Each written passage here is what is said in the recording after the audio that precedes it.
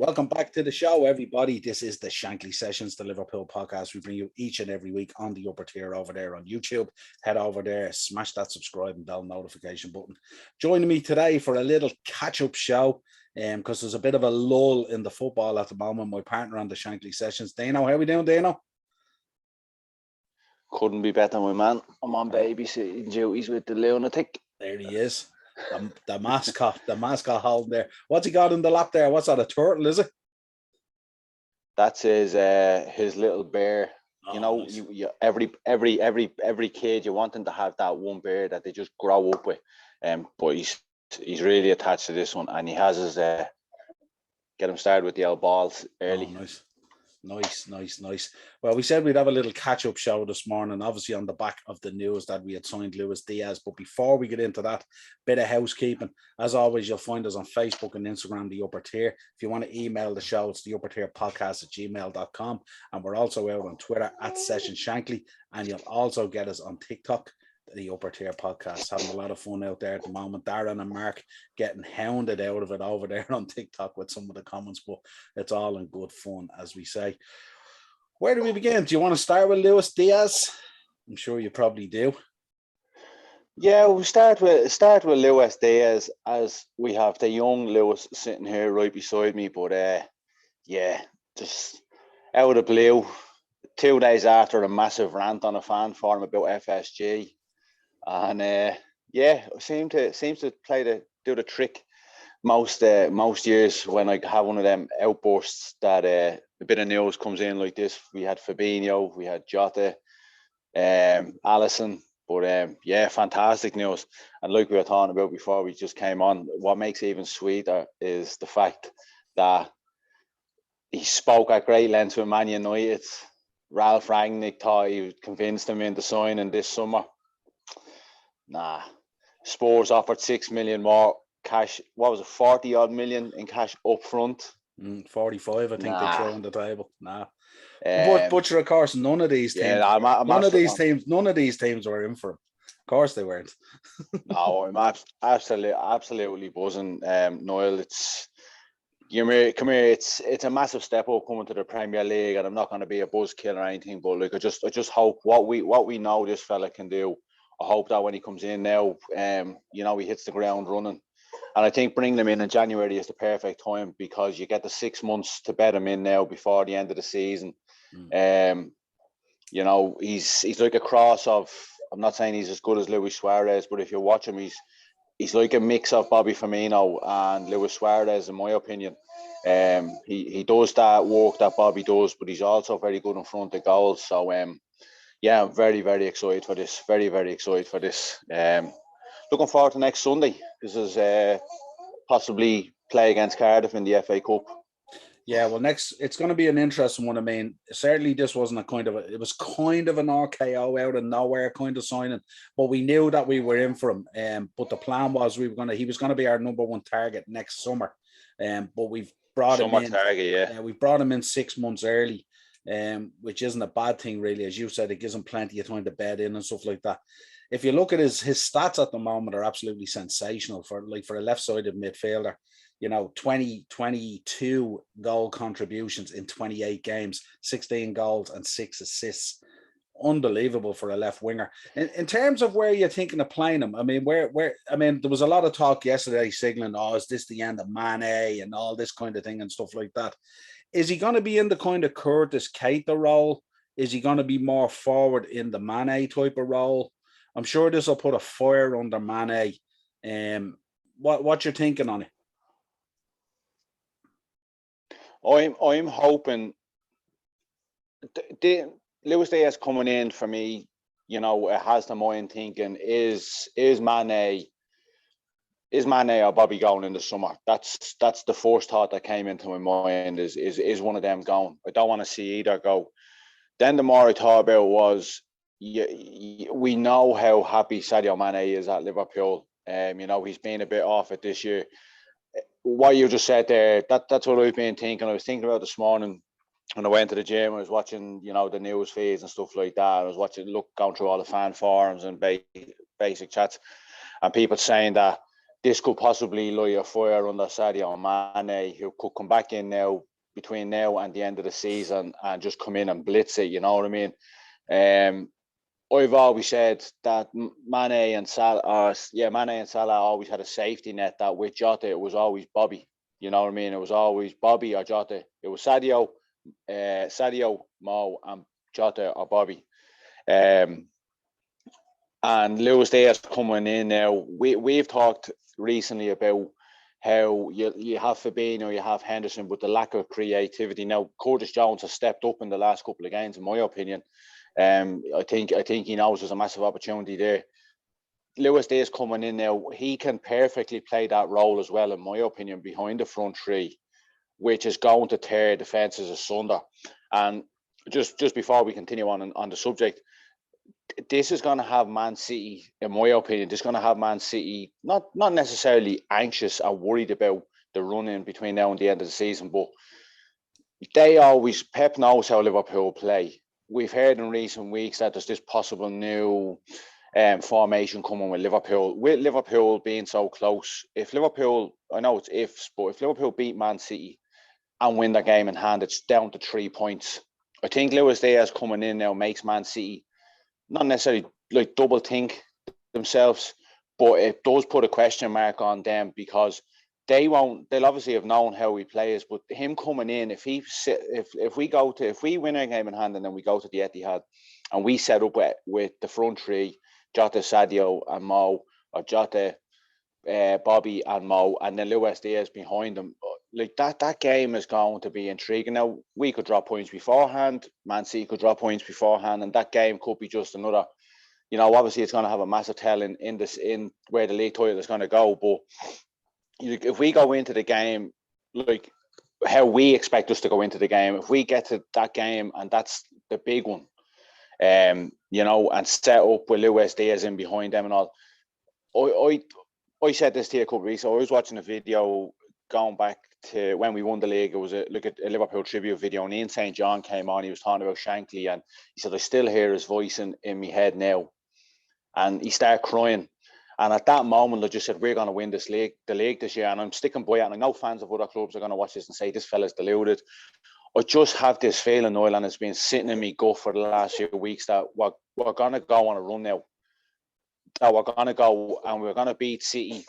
And I have a feeling that Man City, Man United are going to take points off Man City as well. I think there's going to be a couple of twists and turns now, but I just think this signing now gets the fans excited, gets the team motivated even more. I just see glory coming in the next few weeks or in the next few months. I'm just absolutely fucking buzzing. But going back to the question I asked, I think Curtis Jones could either see this as an opportunity to push himself onto another level. Luis Diaz, we know, can play in a front three. He plays out on the left, which is Mo's, ideal side. Mo can switch over to the right and then play Sadio there. It's just, with 5 world-class attackers now to pick from for a three-man attack. And then with the question you said about can he play in that creative role, and my answer would be yes. I just see so many options now. Whereas last year we were decimated in the defence. Now we have Trent is the best right back in the world at the moment. Robbo's starting to fucking really hit the ground running again. He's got that hunger back. The 2 boys down the centre back. Alisson's been outstanding. Fabinho was just sweeping up things, being the Premier League player of the year for me. Behind Mo Salah this year, he's so underrated. And then Luis Diaz coming in now. I don't know whether you can sense it or not, but I'm absolutely fucking buzzing. Yeah, absolutely. I delved down into his stats because I know people like, there's a lot of guys out there who like the stats and stuff like that. But when the issue came up yesterday about Mane's future at Liverpool, a lot of people were talking about it. I went back and I looked at where a lot of his stats have come from. And it's off that front three. Just if you were playing a player just behind Mane in that kind of creative role, similar to where we would pay Keita. Or I think Ox plays in there sometimes as well. And I was thinking that's where he's been at his most dangerous. That's where he has scored his most goals and assists, is being off the front three, not necessarily a part of the front three. So it was an interesting dynamic to look at. I also looked, if you look at just his league form and you take away the other competitions, his league form alone in the Portuguese league, he's a goal a game. That's what his stats work out at. It's quite incredible. Like he's a goal every 90 minutes. I also looked at his Copa America form from last year. He was outstanding in the Copa America last year. Yeah, he had 4 goals. I think he was equal to top joint goal scorer with Lionel Messi. So this guy for a left-sided midfielder, he's keeping really good company in terms of his stats. He's 63% dribble and success rate and stuff like that as well. So like this is a proper baller. Scores goals from the left, scores goals from the right, scores headers. You know, he kind of has it all, doesn't he? And he can play in the Champions League as well, which is a massive plus for us. But you know, you're a young kid. Like I'm 36. And I still get excited about Liverpool signing players as like you did when you were a fucking kid and you seen a name coming in. And people say, "Oh, but it's Luis Diaz. Portuguese league is it's not great." Ronaldo came in for the Portuguese. Now I'm not saying this fella's going to hit that level, but from what we've seen over the last few years, you know, this guy has been a standout performer for Porto. He's really set things alight. He went out to Copa America last year. Like you said, he's same amount of goals as Leo Messi. He's absolutely outstanding. I was watching some of the clips because as soon as he signed, like the whole thing where he's going to sign for Liverpool, you get all these links to videos. Like you put a few of them up. Quite arousing to look at some of them, if I'm honest. Some of the goals are just unbelievable. Absolutely outstanding. He scored a goal. I'm not sure who it was against. He gets the ball out on the left-hand side and he'd been a right footer. He cuts inside, but like almost from a standing point, he whips a ball into the keeper's top left-hand corner, and you're just standing there scratching your head, and you're like, how is that? Not you've seen better goals than it, but how is it possible to just have that natural instinct? And that's what I put my finger on. He has the natural talent to go and do it. And if this guy is, it's a bold statement to say he's like a mix of Suarez and Bobby Firmino, but if this guy is anything like that, we're in for a treat. And the rest of the Premier League should be quaking, concerned, and sticking on the adult nappies because the shit's going to hit the fan. Yeah, and safe to say, I mean, the one goal, first of all, I struggled to find a tap in. It took me a while to find a tap in, but the goal that really appealed to me and stuck out in my mind was the one where he ran across the whole defence and they were wearing that kit, that light blue kit like Man City, and he went right around the outside of them and slotted it into the bottom left corner. Was unbelievable. And when I seen that one, it was like shades of Mo Salah, the way he just goes by players and buries it, you know. So it was really exciting. What'll be is this guy can play. If anyone's not watched any footage or anything, get onto YouTube. He's excellent with both feet, Niall. It's going to be very hard to shackle this fella. If he's playing out on the right hand side, we know he likes to play on the left hand side, but if he's playing on the right hand side, he's naturally right footed, but he's as good with his left foot as his right foot. You know, defenders won't know, and I don't know whether you watched that thing, F2 Freestylers. They done a show with Robbo and Virgil and young Matthias Machikowski, and Virgil was always talking about when an attacker is coming to him, he'll always know which is their stronger foot, and he'll always try and show them to the other foot, and we've seen him do it countless times. This guy plays with both feet. If he's running that, I'm just going to use Man City's defense as off subject. You don't, which side do you show him onto? You know, it's going to be very hard to shackle this guy. I'm just so excited to just. I just want it done now. I just want everything to be signed, sealed, and delivered. See him in that red shirt. But until he's actually on the pitch and playing for us, I just have visions of the Nabil Fekir deal. Hopefully any deal that's in the making. I just keep thinking of that and like stay grounded. Until it's kind of welcome to Liverpool. You're always a bit nervous, but I think he'll coast through the medical. I'd be surprised if he doesn't. Yeah. I heard a number of people yesterday as well. We won't dwell too much longer on it because we have a few bits to get through. I heard a number of people commenting yesterday saying he's a very unlike Jurgen Klopp signing. And I was thinking, you haven't watched this guy at all. I said, he's unbelievable between his running, his dribbling, his work rate. The only thing they were saying that was letting him down a little bit was his defensive work. He doesn't seem to always kind of track back that much. But if there's ever a coach out there that will educate you on work rate both ways, Jurgen Klopp's that man, isn't he? And again, this is why I'm saying, like, this was supposed to be our main guy in the summer transfer window. This was supposed to be the prime target. Getting him in now, it gets the ball running. You know what I mean? It gets the engine warming up for next season. You know what I mean? He has 6 months now plus pre-season to get in, learn the ideology of Jurgen Klopp, watch how the team trains, watch how the team plays, and get those minutes in. You know, this is why, and this is Mick Edwards' his little case or ass or that. You know what I mean? This is his little parting gift to the fact that Spurs are paying so much money up front. This Air deal is going to be panned out over, I believe, 2.5, 3 years. They owed us 10 million from the Grugic deal, as you were explaining before we came on live. You know, there's everything about this deal just seems perfect timing. That little energy boost that the squad is going to need. Sorry, Niall, I just got a little alert there. Liverpool are playing behind closed doors against Wrexham at the moment, under 23s. It's a game for Harvey Elliott, and he's a goal and assist already. So my boy Harvey is almost back, baby. It's incredible now, the abundance of talent now we're going to have in that front line. One thing I wanted to touch on just before we move on from Luis Diaz, Mo Salah, we know his contract is still ongoing. And the main thing that he was looking for in the contract is not a financial situation. I think the financial situation will look after itself. It was Liverpool indicating to him their desire and ambition in terms of the transfer market. Is this a signing that helps push Mo over the line in terms of signing the contract? Surely is. It has to be. I do think that concerns. Now we know we've seen Mo's agent putting that picture up last week with Mo sitting at the desk and the two of them all happy as Larry.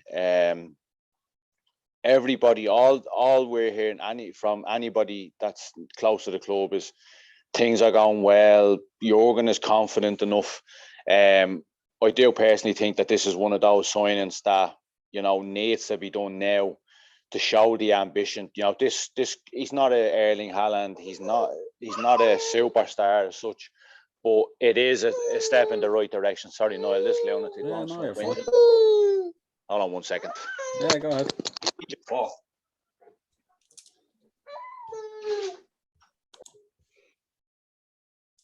Yeah, but I do think this deal didn't necessarily have to be done now. But if your main target is in deep discussions with the manager of Man United, and Spurs are, you know, they're really, really pushing. They've offered a massive amount of money up front. It was one that we did have to put the foot forward and get it done. As we know with Jurgen Klopp, if he has a number one priority target and he doesn't get him, he's not going to just jump in 2-footed and just pick someone else just for the sake of it. That's the one thing I do love about Jurgen Klopp. When we didn't get Virgil van Dijk the first time around, we were all kind of like, we need a centre half. Who are you bringing in, like? And then the longer it went on, we were like the money is obviously there. We want Virgil van Dijk. There was the whole taping up thing. We had to come out and apologise and all. Now, obviously, we got the deal done in the end. Look how that paid dividends, that we waited for the number one target. Alisson Becker, best goalkeeper in the world. He was our main objective as a goalkeeper. We went and got him. Diogo Jota, out of the blue. Jurgen Klopp had been watching this guy. He'd seen the hunger. He'd seen the passion. You know what I mean? Look how well he's done. Fabinho, I don't even need to say anything because he's one of the greatest in what he does in the world. And this is obviously the main attacking guy that Jurgen Klopp wanted this summer. And it's happened 6 months in advance. So, you know, the future is bright, but I do think that this will be a telling tale in the contract of Mo Salah to get that signed, sealed and delivered. I do think the news is coming. I'd be very, very surprised if he doesn't sign. But as Jurgen said, it's not like going into a shop and buying a smartphone. This is the best footballer in the world at the moment. Pay him what he wants. pay him what he deserves. You know what I mean? This guy he looks after himself. You know what I mean? This guy is going to play for another 6 or 7 years, and we all want him to be playing in the red of Liverpool. Wouldn't it be amazing on Monday? We're obviously going to announce hopefully Luis Diaz because he'll pass his medical. But wouldn't it be amazing as well on Monday if we announce a new deal for Mo Salah as well? Come here, it'd be absolutely fantastic. That would be a nice little starting gift for the transfer deadline day showline. Who's the best signing of the transfer window? Mo Salah signing a new contract. Yeah. What you thinking at the moment for the best signing? Probably has to be Coutinho or Aston Villa, does it? Yeah, while we're talking about Aston Villa, how strange is it, the Callum Chambers one? I'm so bemused by that. Did you hear the latest news? No. You didn't hear the latest news that your boy might be on the way there? Who? Luis Suarez. We might have to buy dual jerseys next year, would we somehow? My man, it's all alterations with Celine O'Donnell. My man does alterations, but I'm nearly sure we could get 2 Aston Villa, 2 Liverpool, cut them both in half, and then we can just get them stitched together. You can have one and I can have the other. Well, it was only a few years ago we did have a purple jersey, didn't we? So we might get away with it. We might be able to alter it a little bit. that putrid warrior gear. Yeah. Oh jeez, that was shocking. With the tribal design on the sleeve and all. Yeah. Let's swiftly move on. But now, come here. I said during the summer when Jack Grealish left that money would be spent wisely. And then when Stevie was going to Villa, a lot of people jumped on the bandwagon of it's a bad move for him. I'm telling you, Stevie Gerrard's going to do very, very well at Aston Villa. I just hope he never goes to Anfield or we go to Villa Park and they get points off us. But he's going to build something very, very good there. Coutinho going there, come here, he burnt bridges with Liverpool fan, but as Jamie Carragher said, he never down tools. You know what I mean? He still went about his business. Carragher was there when Coutinho was there. Do you know what I mean? He knew more than we knew about the situation. And I just hope if this is going to be what's being predicted, that when Jurgen Klopp steps away, Steven Gerrard comes in. We obviously want Steven Gerrard to be successful at Aston Villa. If that is the case, we don't want Steven Gerrard to fail at Aston Villa and then he goes off and he manages someone in the Championship and then next of all, Jurgen Klopp walks away at the end of 2024 and Steven Gerrard's next Liverpool manager. You want whoever's coming in to be coming in off the back of success.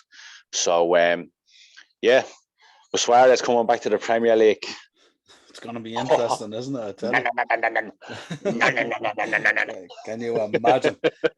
Touch on the AFCON. Sadio Mane and Mo Salah. Obviously, Keita's out at this stage. He's on the way back. But Sadio scored a goal there the other night, but it was kind of frightening with the injury and stuff like that, and then collapses in the amount of people around him. I spoke to Darren about it on our AFCON catch-up.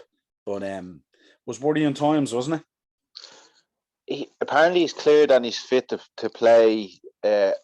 I'm just so bemused. This guy, he was knocked clean out, played over 10 minutes, and he's cleared to play within 72 hours. Surely there's some sort of delegation from the club that are trying to contact and saying concussion protocols. He was knocked clean out. You know, he's going to play obviously, but he shouldn't play. But just on the African Cup of Nations in general, it's been fucking awful to watch. It's been absolutely awful to watch. The tragic news coming out then about what happened before the Cameroon game, shades of Hillsborough, a gate being opened that shouldn't have been opened. You know what I mean? Yeah, obviously putting a sour taste in the mouth of a lot of us. But the game getting to go ahead then. But just on the Irish guy that was there as well, just what we're talking about, Roberto Lopez coming out. He's a criminal native like myself.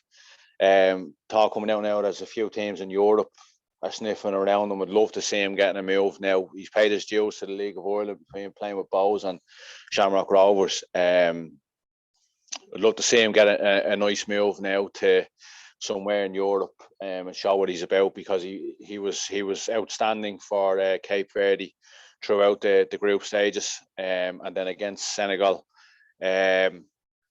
but yeah, I've only watched bits and pieces of him. Mo getting the winning penalty for Egypt the other night was class.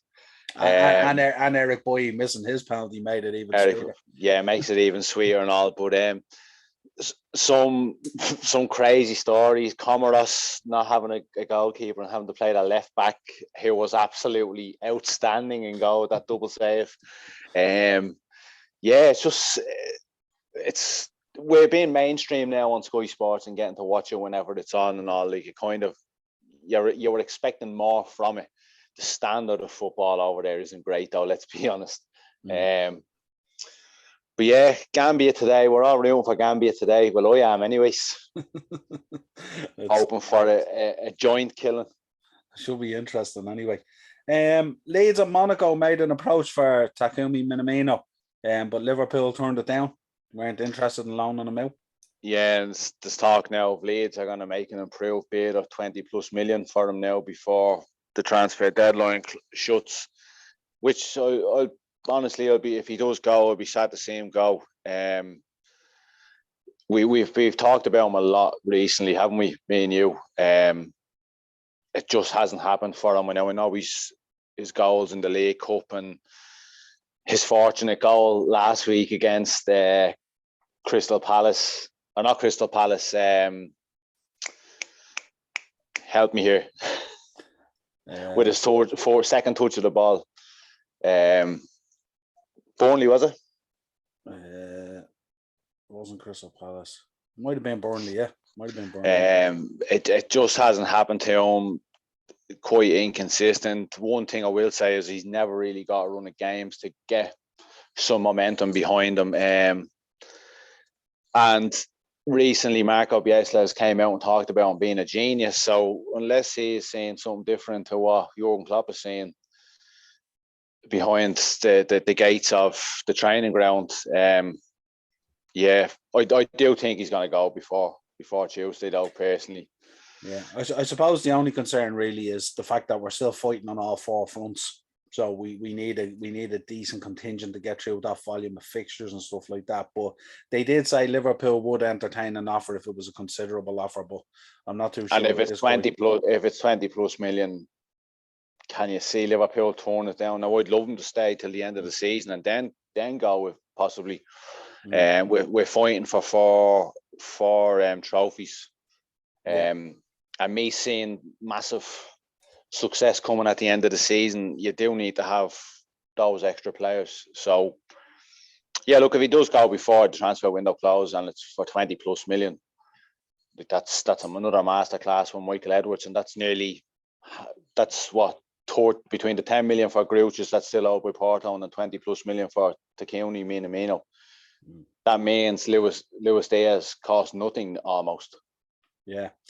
And then we look at Atalanta have expressed an interest in Divock Origi. They're considering a bid, but it's kind of linked to Zapata. The talk is Zapata might be moving to Newcastle. He's linked to Newcastle. So if that goes ahead, then the talk is Atalanta would come in for Origi. What you're thinking on that? It's a kind of it's a stretch, really, isn't it? With 3 days to go. I think it's a stretch getting rid of the two of them, if I'm honest. I think personally one of them has to stay. We're fighting for 4 trophies, like fighting on all fronts. Some massive games coming up. The Inter Milan are the standout team kind of in Serie A. We've got a cup final coming up. We've got massive games against Man City. We have to go to we've Man United to come to Anfield. Getting rid of the two of them is not necessarily a mistake, but I just think we don't have a massive squad.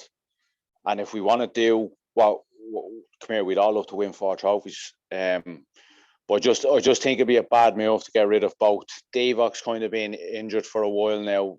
Nobody necessarily knows exactly what's going on with him. If I had to choose, it'd be Divock that lives. I'd keep Minamino, but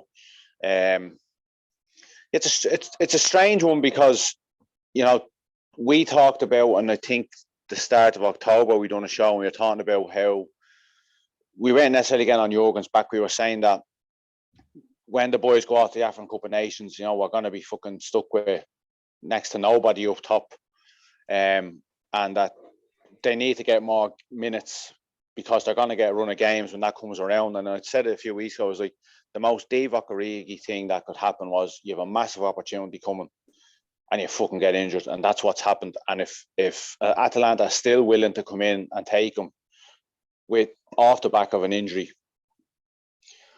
you're a cult hero in my eyes. But you know what I mean, with Luis Diaz coming in now and having the 4 boys there already, adding to that is 5, and then you've Curtis kind of stepping up, and hopefully Naby can come back in and stay. It's sad to say goodbye to someone who's so many iconic moments, second like goal in Champions League final and stuff like that. But it'd be sad to see him go, but you kind of have to just cut your ties now. Yeah, it'd be interesting to see how it all evolves over the next 3 days. Wanted to bring up Alisson.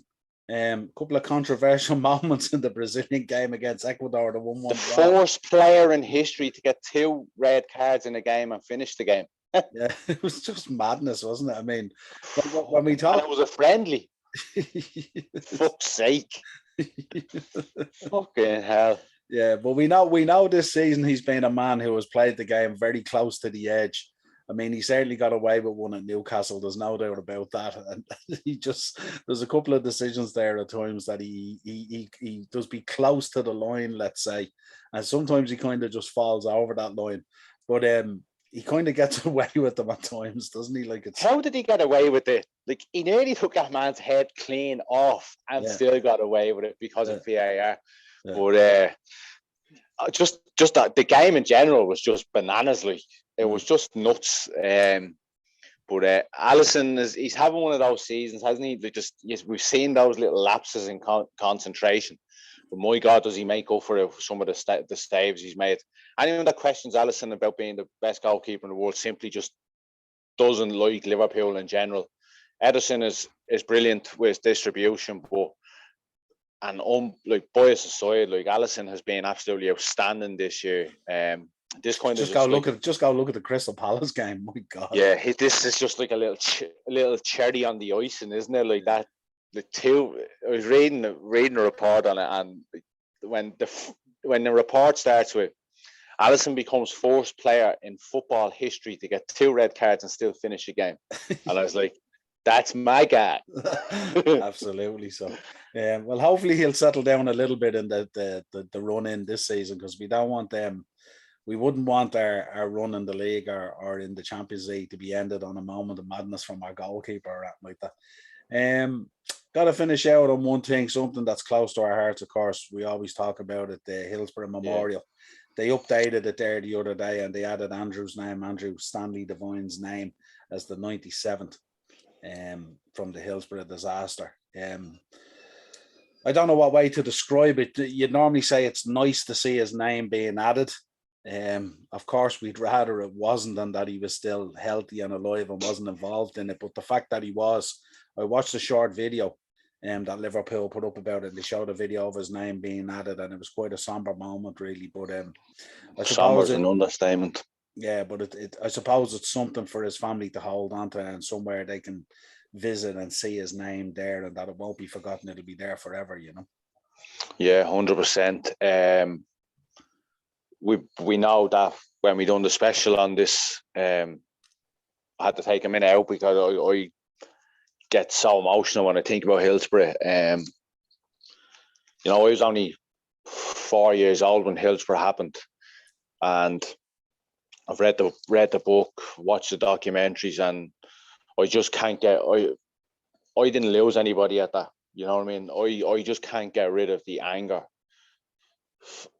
The way that they went about, I'm not going to get into it because we're talking about Andrew Devine, but I just can't get rid of the anger. But I'm glad we're finishing now with this, because I was talking last time about and one other story, the story of Kevin Williams going to a football match, as did now another 96 fans went, and succumbed to life after that tragic day. Andrew Devine, 33 years later. But at the end of it last night, there's only 4 episodes, and I said on the last time we were on here that people need to go on and watch this. I don't know whether you have, Niall, but I got to the end of it last night. I went on, tragically passed away 3 days after the 24th anniversary. And there's a clip where her ex-husband comes to see her before she passes. And they obviously have that little moment, and she turns around about. She's like, hey, Kev, he fucking idolized you. You weren't his dad, but you were everything in his eyes. And the way my life has panned out, that hit home with me. You know my story. And I'm in a relationship now where I have my own son, but my partner has a son who isn't mine, but he's the world to me, you know what I mean? And there's always a connection with these stories, you know what I mean? They'll always pull the heartstrings and touch on them, whether it's for Liverpool or not. But at the very, very end, it shows a picture of Anne Williams, and she's standing in Anfield on the steps, and she's the fist above her head, and then "You'll Never Walk Alone" starts. And I just start bawling my eyes out, and I'm trying not to let her see me crying. And then I look over her and she's crying. And at the very, very end, they mentioned Andrew Devine's name. They had a little segment, and it was fucking brilliant. Yeah, it was fitting, wasn't it? Fitting. It was absolutely fantastic, Niall. And as you said, it's not a happy moment, but Andrew's family now have somewhere to go whenever they're feeling down, whenever they miss him. As do 96 other fans, but Andrew's family now, he's got what he deserves. We'll be seeing about 97 fans next time we go to Anfield. Yeah. And it's just fitting that so many years after this happened, regardless of the injuries, people died on that day, people died a few years later, and Andrew died 33 years later, or 32 years later, to see his name going on that, it was very, very poignant. It was absolutely beautiful. You said the video that the club posted of his name being how they etched it out and stuff like that. He'll never be forgotten. And I don't want to get upset again, but justice for the 97. We'll leave it at that. Yeah, absolutely, 100%. Well, listen, thanks for coming on. A pleasure as always doing the show. Great to have you on. We'll be back, of course, Monday night, 10 o'clock. We're going to be counting down deadline day. I think we're going to be one of few clubs that smile and looking at situations at the moment. A lot of clubs at the moment who badly need players, struggling to get people through the door. Whereas we just coast in and we pick up whatever we want, as we've done in the past. Till next time, my friend. Peace out, my man. A pleasure. Talk to you real soon.